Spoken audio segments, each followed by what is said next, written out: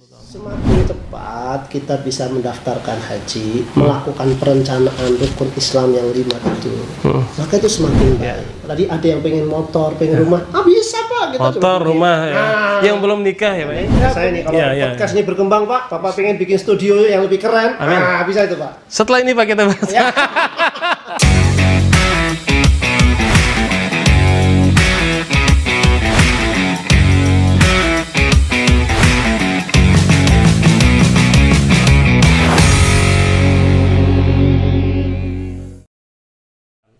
Kalau sebelumnya kita menampilkan para narasumber yang bergelut di bidang akademik, kali ini kita ingin mengetahui apa hubungannya antara perbankan syariah dengan kiprah pendidikan di Indonesia, khususnya untuk para warga dan praktisi pendidikan di madrasah. Dan langsung saja kita sapa beliau yang sudah berada di tengah-tengah kita. Assalamualaikum Pak Alfi Wijaya. Waalaikumsalam warahmatullahi wabarakatuh. Sehat Pak Alfi? Alhamdulillah. Kami ucapkan terima kasih Pak Alfi atas kehadirannya. Hari ini hari yang sibuk, jadwal yang padat. Saya tahu Bapak juga tentu saja hari ini jadwalnya juga sudah menumpuk, sudah banyak. Tapi masih bisa menyempatkan waktu untuk hadir di tengah-tengah kita untuk kita sama-sama memberikan pencerahan kepada pemirsa Al-Mustifi, warga madrasah yang insya Allah nanti tidak hanya disaksikan oleh warga madrasah Al-Musarraf Pak, seluruh dunia. Seluruh dunia. Karena podcast itu sudah lintas wilayah, lintas batas insya Allah. Pak Alfi, yang pertama Pak, HIK ini kan dulu yang kita tahu ada di kawasan Kreo ya Pak ya. Ada kawasan Kreo, tapi beberapa hari yang lalu, beberapa bulan yang lalu saya melintas, kok sudah ada tidak ada HIK lagi di situ. Wah, kemana nih? Ternyata sekarang sudah berubah menjadi sebuah menara yang cukup besar ya. Sebagai umat, sebagai warga, sekaligus sebagai mitra, saya bersyukur. Umat bersyukur bahwasanya alhamdulillah HIK yang dulu ada di sebuah pertokoan di Ruko di kawasan Kreo sekarang sudah memiliki gedung yang independen sendiri ya Pak, dan begitu megah luar biasa. Barangkali itu gedung termegah di sepanjang Jalan Ciledug Raya. Amin. Mudah-mudahan bisa terus Pak. Pak Alfi, mohon Bapak ceritakan Pak secara singkat bagaimana HIK yang bermula dari sebuah perbankan yang sangat kecil ini sehingga akhirnya bisa bertumbuh menjadi perbankan yang besar dan terus bisa istiqomah melayani umat. Silakan Pak. Baik, terima kasih Ustadz. Jadi memang ini satu perjalanan yang luar biasa ya. HIK ini tahun 93 berdiri di sebuah ruko. Sebuah ruko ya. Ruko di Kreo. Yang di Kreo itu. Ya, betul. Kemudian sembari waktu berjalan, karena memang insya Allah dan alhamdulillah kita bersinergi dengan masyarakat sekitar, kita perluas lagi jaringan kita di seluruh Jabodetabek, akhirnya ini bisa berkembang cepat. Dan pemegang saham kita yang notabene-nya nih Pak, ini HIK ini sebenarnya bank yang awalnya berdiri itu hanya untuk reuni para mahasiswa alumni FEUGM tepatnya. Jadi mereka itu reuni, habis reuni kan bubar, nggak berbekas. Pengennya kalau reuni ada ajang bersama yang sekaligus kita bisa bermanfaat buat umat, tapi juga ada ketertarikan alumni itu datang. Singkat cerita adalah setelah milih usaha macam-macam, akhirnya para alumni ini yuk kita reuni sambil bagi dividen, bagi untung. Tahun berapa tuh Pak? Tahun 92 diinisiasi, berdirinya HIK 93. Akhirnya setelah ada yang usul ide mau bengkel, mau peternakan, mau apa segala macam, beda-beda. Akhirnya dibikinlah satu usul di mana kita bisa bantu semuanya. Disepakatilah waktu itu oleh para alumni bikin bank syariah. Masya Allah. Tahun 93. Di saat itu bank syariah itu belum banyak. Paling muamalat aja. Muamalat aja. Asuransi takaful ya Pak. Iya. Pada waktu itu sudah ada muamalat. BSI atau BSM dulu. Baru 98. Betul. Jadi justru duluan HIK ya Pak. Dibanding dengan bank syariah yang sekarang besar-besar. Betul. Jadi waktu itu kita berdiri ya pelan-pelan semakin besar dan ada amanah dari pemegang saham sebenarnya ceritanya nih. Ruko itu kanan kiri suruh beli, kita tetap di situ aja, tapi nggak dilepas. Untuk memperbesar sebenarnya ada rencana di situ membeli di belakang kan itu gudang tuh, nggak dilepas. Tapi nggak bisa. Akhirnya dilakukan survei di wilayah Ciledug, amanah dari pemegang saham adalah jangan keluar dari area Ciledug. Kita cari ke arah tol, kita cari ke arah CBD, beberapa survei akhirnya ketemulah Menara HIK itu. Menara luar biasa, itu strategis sekali Pak, dekat pusat perbelanjaan di Ciledug, CBD ya Pak ya. Betul. Dan itu pakai dukungan penuh pemegang saham, kita nggak ngajukan biaya empat lain. Pemegang saham support penuh itu. Jadi, ada berapa Pak luasnya Pak gedung HIK yang sekarang Menara HIK? Luasnya itu kalau luas tanah itu sekitar 1.000 plus kita nambah 300-an di belakang untuk parkir.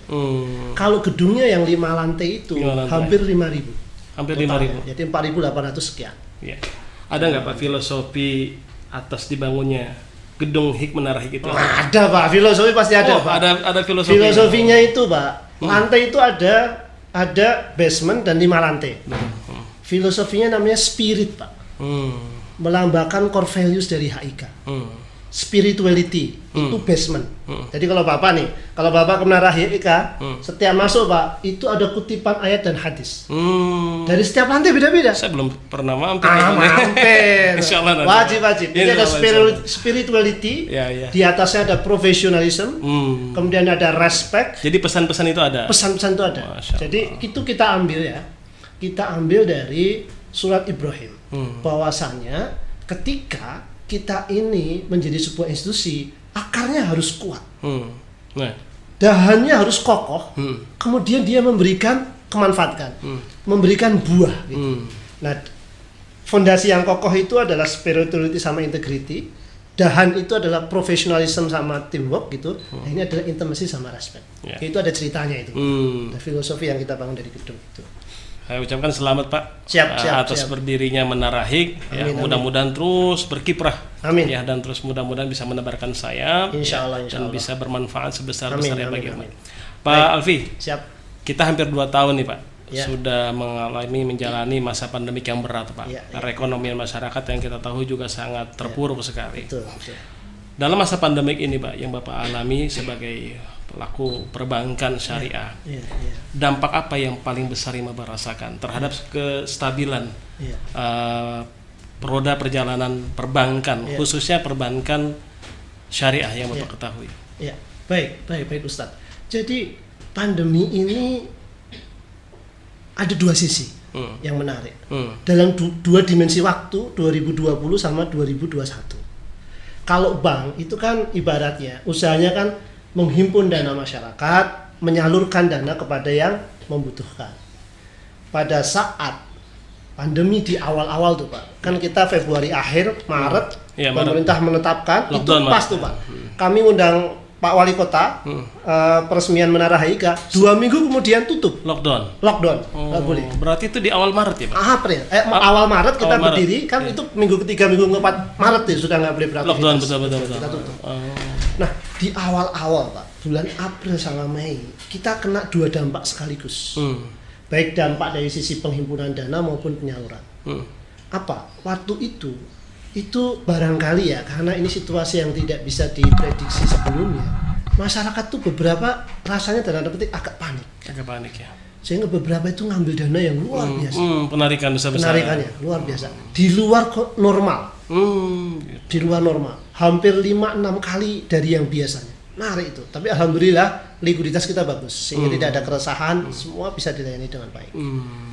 Yang kedua, Yang kedua adalah dari yang mengajukan pembiayaan. Itu juga luar biasa. Begitu ada lockdown, waktu itu istilahnya PSBB ya, segala macam, aktivitas ekonomi kan terhenti.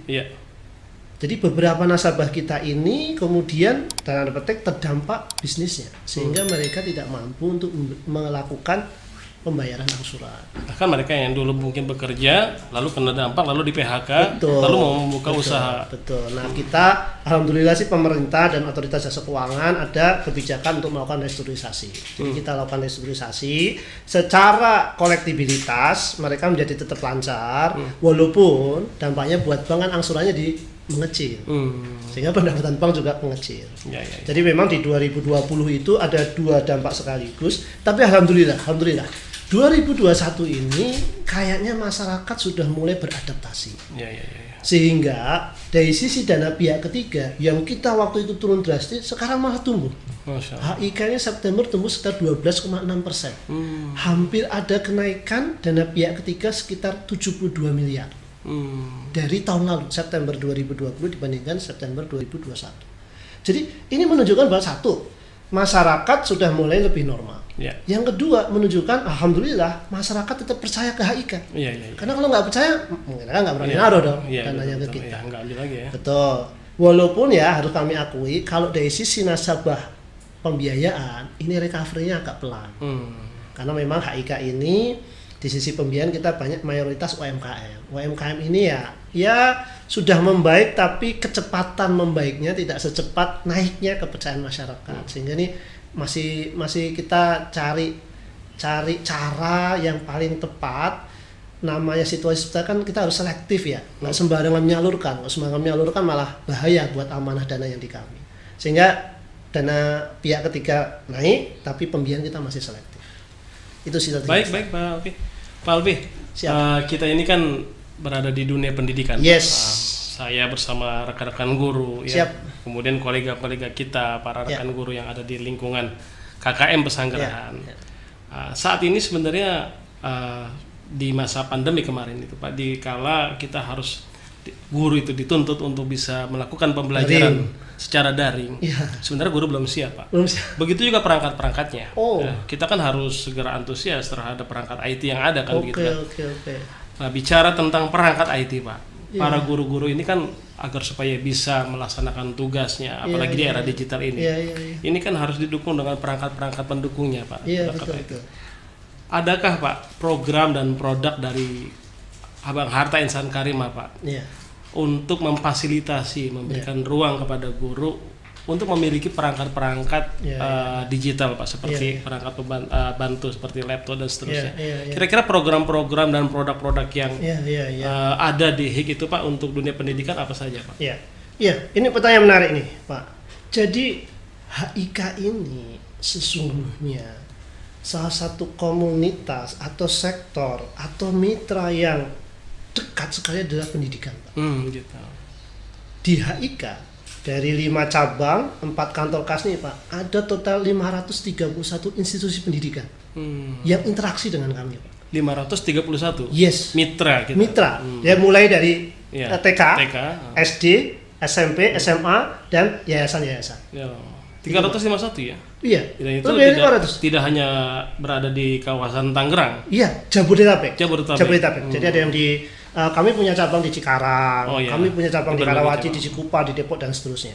Ya ada 500 lebih Pak institusi pendidikan yang sama dengan kami. Yang kedua, dari sisi tadi yang Bapak tawarkan, apakah HIK ada solusi? Insya Allah Pak. Jadi kami basis awalnya interaksi dengan dunia pendidikan itu sesungguhnya adalah dari sisi dana pihak ketiga. Interaksinya adalah dari sisi tabungan dahulu. Karena memang ada kebutuhan dan ini sesuai dengan misi kami bahwa kita ingin mendidik budaya menabung, baik di anak didik maupun di sekolah dan gurunya. Berawal dari sana Pak, kemudian berkembang Pak, berkembang seperti Bapak sampaikan tadi. Ternyata guru-guru ini ada kebutuhan, sekolah ada kebutuhan, sehingga kita mulai mengembangkan 3 model Pak. 3 model pembiayaan untuk guru. Yang pertama adalah memang untuk gurunya sendiri. Yang kedua, kalau saya yakin Ustadz juga pasti paham, guru itu di beberapa titik ada sertifikasi guru. Itu ada pembiayaan khusus yang kami tawarkan. Jadi ini istilahnya pembiayaan sifatnya umum. Ini adalah sertifikasi guru. Yang ketiga adalah pembiayaan untuk sekolah. Total Pak, total pembiayaan yang kita sudah salurkan ke dunia pendidikan dengan 3 model tadi, kolektif guru, sergur, dan pembiayaan untuk sekolah itu total ada 69,7 miliar. Ada sekitar 1.267 rekening yang kita sudah berikan pembiayaan. Memang mayoritasnya Pak, kalau di kami itu pembiayaan terkait sertifikasi guru. Mayoritasnya. Sertifikasi guru ya Pak ya? Betul. Jadi Pak, sekarang ini nih Pak, Kementerian Agama sedang galak-galaknya, sedang gencar-gencarnya mempromosikan slogan Madrasah Digital. Siap. Jadi semua guru di industri 4.0 ini menjelang 5.0 ya Pak ya. itu mereka harus respon terhadap perkembangan teknologi. Mereka harus bisa bersinergi, berkolaborasi dengan dunia digital itu sendiri. Nah, produk yang akan keluar nih pada dalam waktu dekat ini adalah RDM, Rapot Digital Madrasah. Sekarang ini kita semua sudah berbasis online, sudah berbasis digital. Saya mengalami sekali Pak Alfi, ketika pertama kali dulu ada istilah ARD, aplikasi rapot digital, sekarang RDM, Rapot Digital Madrasah, dan fiturnya jauh lebih canggih lagi. Di situ Pak, para guru harus memiliki perangkat laptop tuh Pak. Mereka nggak punya Pak. Mereka nggak punya, luar biasa kan Pak. Mereka harus menginput nilai, mengentry nilai. Itu dengan aplikasi. Mereka, ya betul. Mereka belum punya laptop. Di saat yang bersamaan, mereka juga belum tampil menggunakan perangkat itu. Dan saya merasakan sekali ketika saat itu mereka tuh banyak yang ke saya. Itu tahun berapa itu Pak? Itu belum lama Pak. Nah, bahkan RDM ini baru dirilis. RDM ini penyempurna dari ARD. Iya, penyempurna dari ARD. Mereka Pak Hendra gimana ya? Kami nggak punya laptop, bagaimana caranya? Akhirnya Pak, pada waktu itu saya karena mereka itu namanya guru itu Pak, mereka belum bisa memiliki barang yang mahal itu dengan cara cash. Ya mereka bergantung kepada sertifikasi mereka yang turun per 3 bulan, yang per 6 bulan. Pada waktu itu sempat itu Pak, itu saya bantu Pak. Saya bantu melalui kolega saya yang bisa menyediakan perangkat-perangkat tersebut dengan cara kredit itu Pak. Artinya begini Pak Alfi, ternyata peluang di situ sangat besar tuh Pak. Nah, kan perkembangan teknologi itu kan sangat cepat ya Pak ya. Betul. Kemarin sudah Core i3, Gen berapa, sekarang sudah Gen berapa, dan seterusnya. Mau nggak mau kan kita keniscayaan itu harus mengikuti. Ini Pak akan kebutuhan akan perangkat-perangkat digital itu akan makin besar lagi Pak.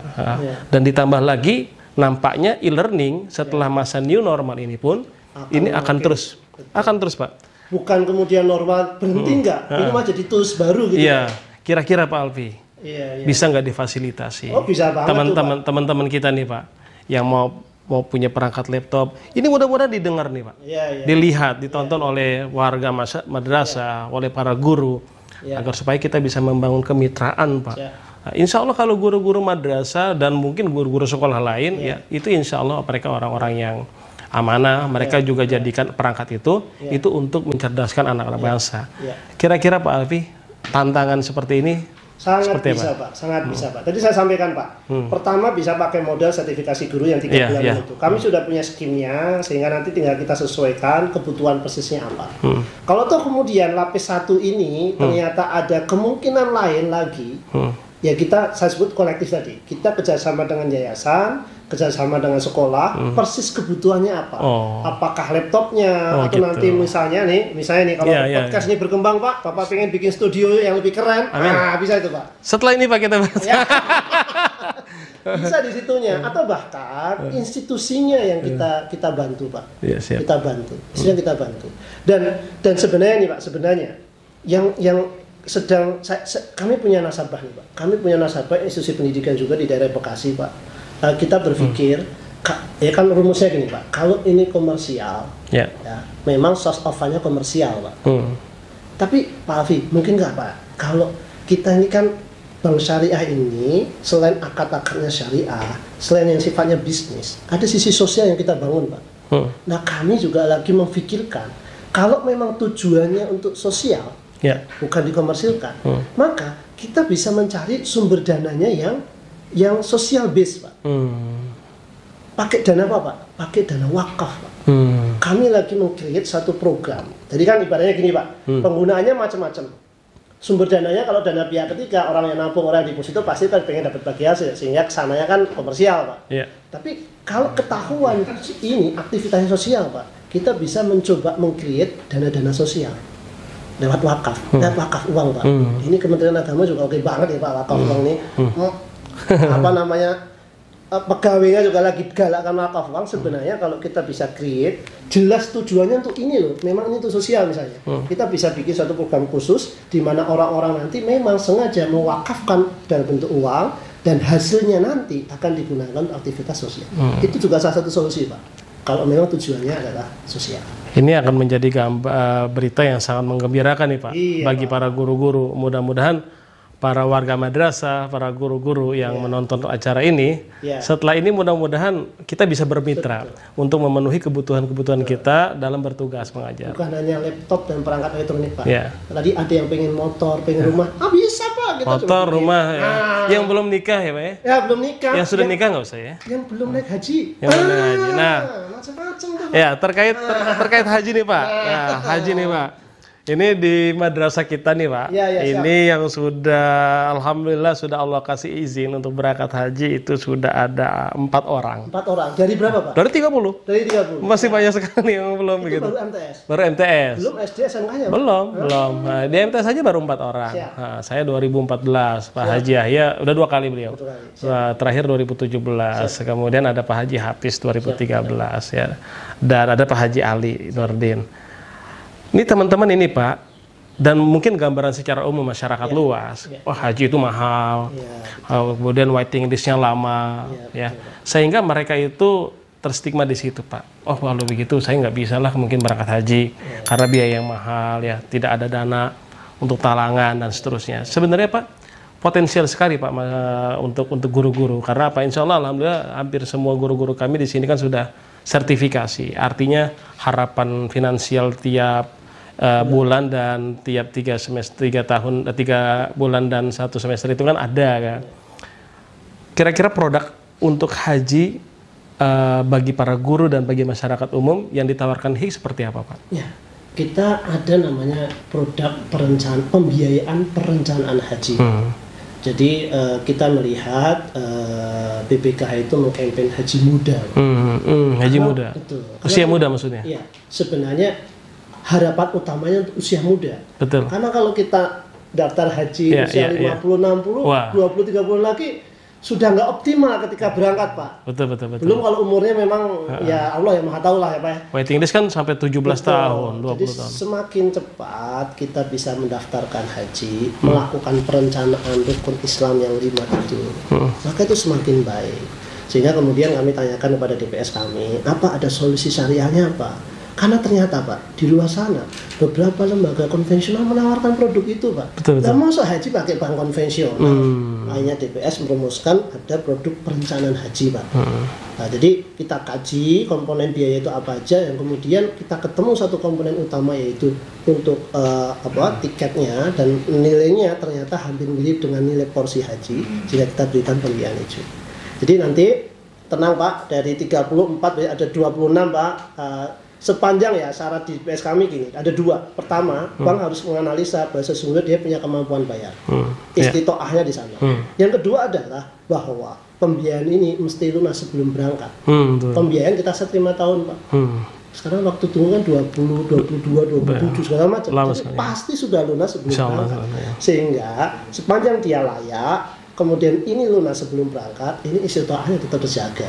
Jadi itu nggak masalah produk itu. Ada fatwanya juga sudah dirujuk, dan insya Allah Pak, kita sudah melakukan survei terhadap produk-produk yang sejenis. Produk kita kompetitif Pak. Harus dimanfaatkan tahun ini Pak. Promonya tahun ini. Promonya tahun ini. Jadi sudah ada ya? Ada Pak. Tinggal Bapak datang nanti juga Bapak mesti saksikan podcast Pak. Saya kemarin dengan DPS podcast ditanya tentang produk ini, akadnya apa, gimana tahapan segala macam, tonton podcast Pak. Jadi bagi para warga madrasah yang sudah punya keinginan untuk berhaji, ya insya Allah ini ada jalan ya. Jangan ditunda Pak. Jangan ditunda. Tahun ini sedang daftar langsung nih ya. Sedang promonya ya Pak ya. Sedang promo sampai Desember akhir tahun ini ya.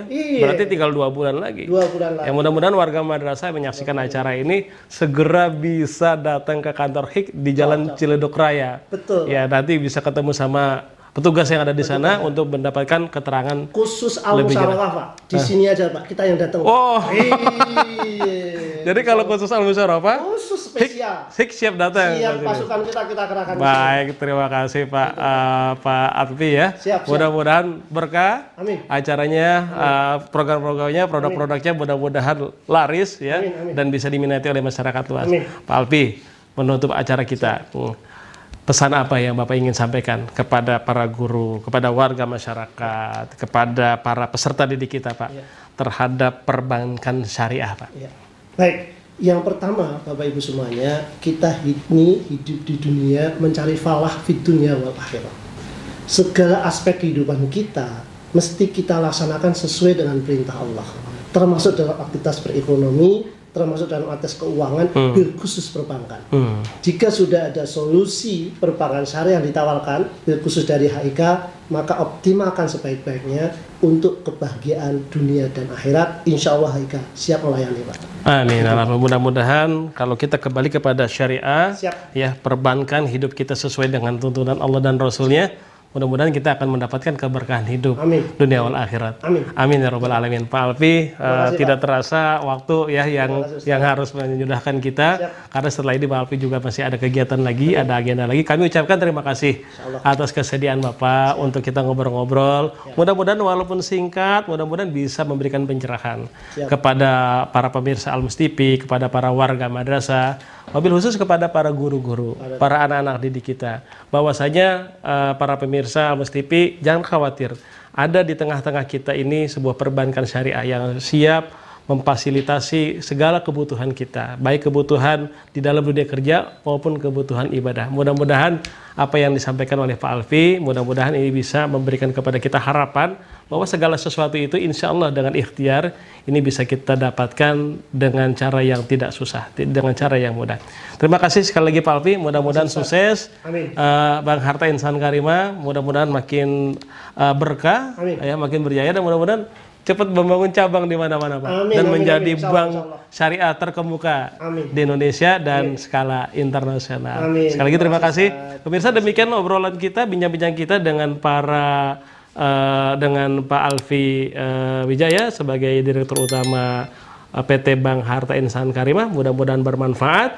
Kalau ada yang kurang jelas tentang program-program, produk-produk tentang Bank Harta Insan Karimah, nanti bisa langsung berkunjung ke kantor pusat Bank Harta Insan Karimah yang berada di kawasan Ciledug, di Jalan Ciledug Raya, Pak Alfi, ya. Mudah-mudahan bermanfaat. Terima kasih, sampai jumpa pada podcast berikutnya. Kurang lebihnya mohon maaf. Selalu sehat, selalu semangat, dan insya Allah Allah berikan berkah kepada kita semua. Billahi taufiq wal hidayah. Assalamualaikum warahmatullahi wabarakatuh. Waalaikumsalam warahmatullahi wabarakatuh. Syukran katsiran. Terima kasih Pak Alfi.